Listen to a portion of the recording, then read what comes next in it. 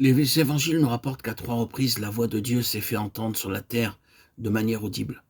La première fois, ce fut aussitôt après le baptême du Seigneur, la seconde sur la montagne de la transfiguration, et la troisième après que le Seigneur eut répondu ces paroles aux Grecs qui étaient venus le voir.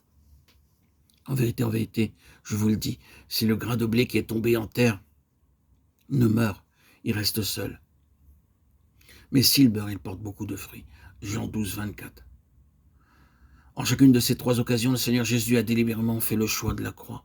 Et c'est l'affirmation de ce choix, librement consenti, qui a suscité l'expression audible de l'approbation du Père dans les cieux.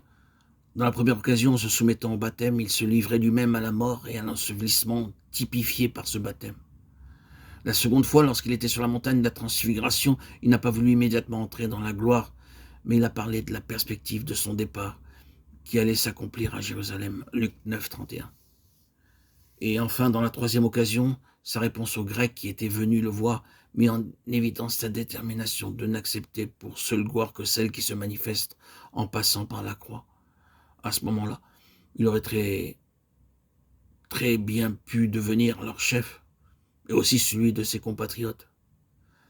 Mais il a refusé d'être leur seigneur sur une base autre que celle de la croix.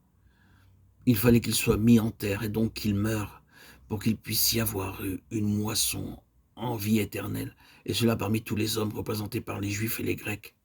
Il affirmait la vérité fondamentale, que la gloire éternelle pour lui-même et pour ses rachetés ne pouvait s'acquérir d'une autre manière. Ainsi donc, il a refusé la gloire temporelle et s'est dirigé vers Jérusalem.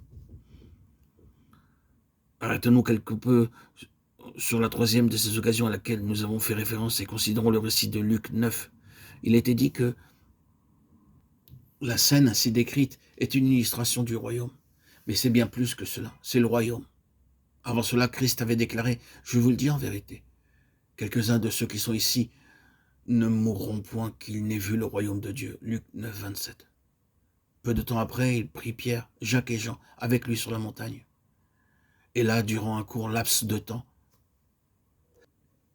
le royaume des cieux descendit sur terre et Christ parut dans la gloire du royaume. Christ avait d'abord fait définitivement le choix de la croix. Et il était clair que son entrée dans la gloire n'aurait pas lieu sur le mont de la transfiguration. Ésaïe a prophétisé sur le Messie qui viendrait. J'ai rendu mon visage semblable à un roc. Ésaïe 57. Et Luc, écrivant longtemps après, alors que le Messie était réellement venu, le décrit descendant du mont de la transfiguration avec sa face dirigée résolument vers Jérusalem, sans dévier jusqu'au lieu où son départ devait s'accomplir. Luc 9, 31. Il aurait pu, à juste titre, partir dans la gloire depuis la montagne de la transfiguration.